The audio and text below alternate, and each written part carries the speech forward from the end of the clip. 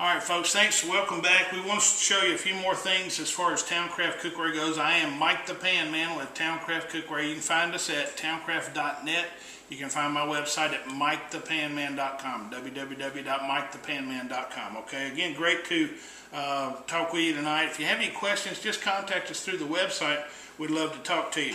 Now, we talked about turn your pans on medium until they steam and then turn them to low. Okay, this one's just starting to steam. We want to have a good steam. Okay, two things you want to consider about cooking your vegetables is if the pan is locked down, totally locked down, it's too cold.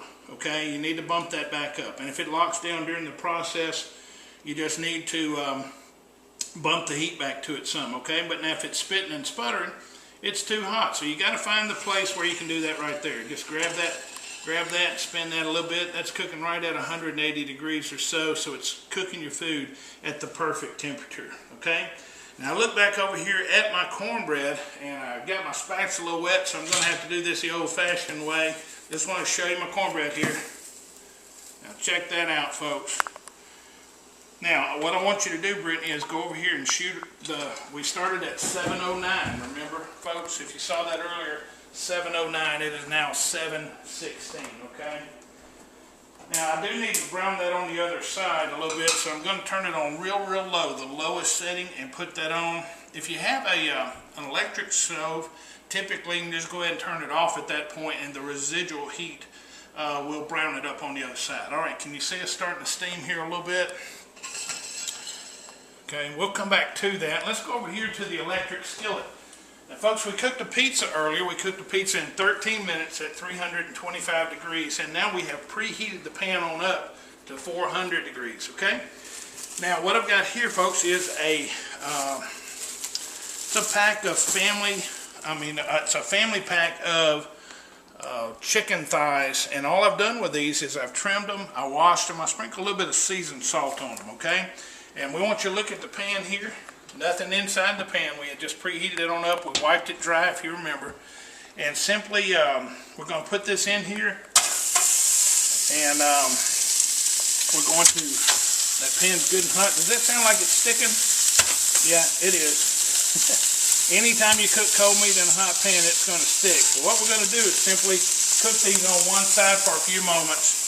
And then we're going to flip them over with a fork. Now they're stuck to the pan right now. They're really stuck down, but they will come up in just a few minutes, and we'll just flip them over. Now if you're doing baked chicken, pork chops, or anything like that, simply put the lid on, put the food in, put the lid on, and then turn it on. When it steams, turn it down and start timing your food. What we're going to do, we're doing tonight is we're frying. So we're preheat for meat. Remember that from earlier. Preheat for meat. Throw it in here, cook it on one side for a few minutes, and flip it over. Now you can do that two ways. You can put your lid on it. You leave the lid down, you're baking, okay? If you leave the lid at an angle, you're frying. You're letting that good crispy, crunchy southern fried crispness to it.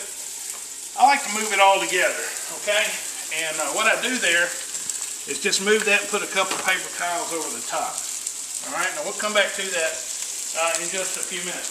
Now, Brittany, can you see us steaming here pretty hard, right? Now, folks, once that begins to steam, and I did have a fella the other night ask me, how do y'all know when it steams? Well, folks, everybody know what steam looks like? Kind of like smoke, only lighter. When it steams, turn it to low, and that's all you need to do, okay? If I find the right eye here, okay? We got that turned down to low. Now, I'm going to go ahead and turn my cornbread off. We'll show that to you here in just a few minutes. Talking about fried chicken, folks, this is the easiest way in the world to cook fried chicken, right here, with not a drop of grease, okay? Now, I grew up in Mississippi. If it didn't have grease in it, we didn't eat it. It's kind of one of the rules. My mom was a fantastic cook, you know, but she didn't have the electric skillet, so she'd get ready to cook fried chicken. She'd get a big iron skillet about that deep in grease, get real good and hot. Y'all know what I'm talking about. Y'all saw me just dropping that chicken in here. You can't do that when you got grease in there. You got to stand back and kind of toss it over in there in that grease, and of course it's popping, it's cooking, it's going everywhere. But she was a great cook. She'd get a big long fork, maybe put a towel over her arm. For about an hour she'd stand back and play chicken checkers. You know what I'm talking about? Take that hot piece out, flip that over, move that around. About halfway through she'd start the vegetables. She'd be flipping and stirring flipping and stirring to open the oven up, get blasted in the face, checking the cornbread. She'd come down the hall, her hair would be messed up, there'd be sweat on her brow. She'd say, "Oh, I'm so tired, I'm going to bed, y'all go eat." She was wore out from cooking. Well, folks, right now I'm cooking fried chicken. Could be watching TV, okay?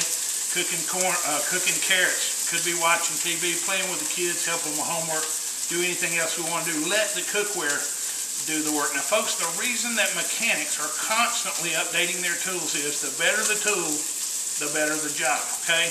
There is no better tool for your kitchen than Towncraft cookware, okay?